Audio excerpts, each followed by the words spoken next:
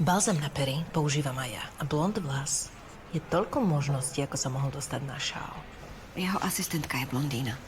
Čerstvo rozvedená, je mne zúfala. Evi, počúvaš sa? To nie je všetko. Včera som sa s ňou stretla a povedala mi, že o 5:00 zatvárá kanceláriu a ide po dceru do školy. A Jakub chodí domov okolo 8:00. Kde je tie 3 hodiny? No, evidentne nie je s asistentkou, keďže ona v tom čase ide pre dceru do školy. Ja viem. Možno je to Inge. Evi, mohol by to byť hocikto.